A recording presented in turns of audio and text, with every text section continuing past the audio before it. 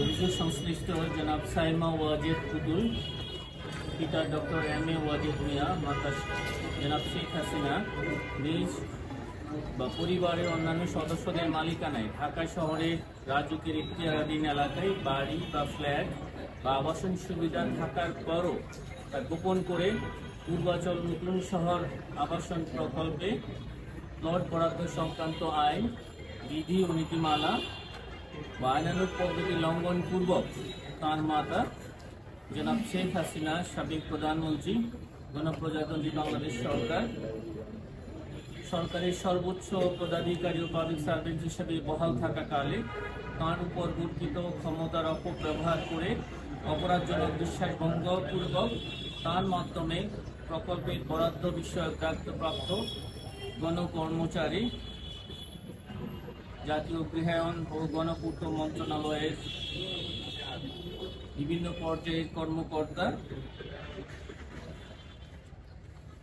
জাতীয়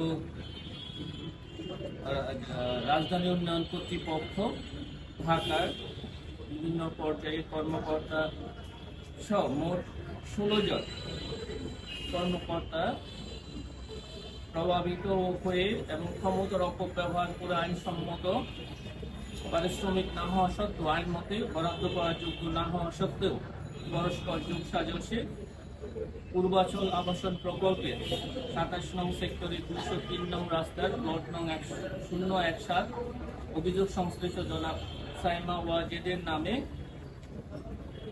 বরাদ্দ প্রদান এবং তিনি জনাব সাইমা ওয়াজেদ প্লটের বাস্তব দখল সহ রেজিস্ট্রেশনগুলি প্লট গ্রহণ করার অপরাধে দণ্ডবিধির সংশ্লিষ্ট ধারা এবং দুর্নীতি প্রতিরোধ আইন 1947-এর 5-2 ধারায় আজ এই মামলা রুজু করা হয়েছে। পক্ষ এবং রাজুকের সংশ্লিষ্ট কর্মকর্তা সহ মোট 16 জনের বিরুদ্ধে আলোচ্য মামলাটি রুজু করা হয়েছে।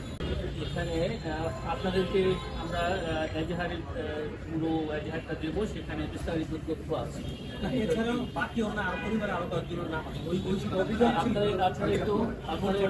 আপনারা একটু অপেক্ষা করেন, আপনারা পর্যায়ক্রমে সেগুলো জানতে পারবেন।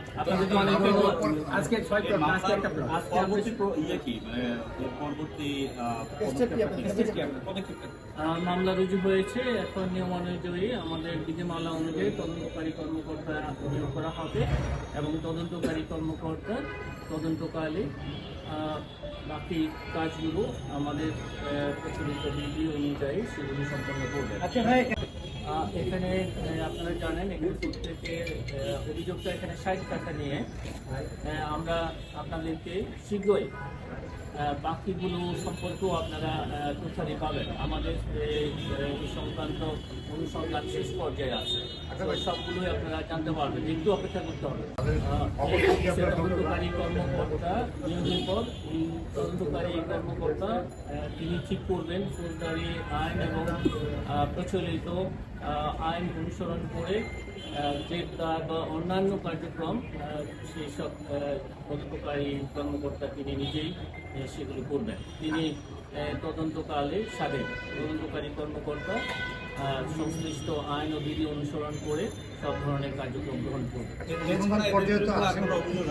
অনুসন্ধান পর্যায়ে তো আসামিদেরকে জিজ্ঞাসাবাদ করা হয়, তাদেরকে জিজ্ঞাসাবাদ করা হয়েছিল কিংবা প্রসেসটা কি ছিল, তাদেরকে বাসায় আপনার চিঠি পাঠিয়েছিলেন কিনা কিংবা তাদের জিজ্ঞাসাবাদের জন্য আনা হয়েছিল কিনা কিংবা এই প্রসেসগুলো মানা হয়েছে কিনা? আমাদের অনুসন্ধানকারী কর্মকর্তাগণ তাদের বক্তব্য গ্রহণের জন্য এখানে বাংলাদেশে অবস্থিত স্থায়ী এবং বর্তমান ঠিকানায় তারা প্রচলিত আইন ও বিধি অনুসরণ করে সেই কার্যক্রমগুলো সম্পন্ন করেছে।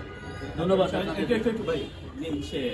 এখানে তো প্রধান অভিযুক্ত শেখ হাসিনা, ওনাকে বাদ দিয়ে ওনার এক নম্বর বা ওনাকে আজকে ওনাকে ইয়ে করা হয়।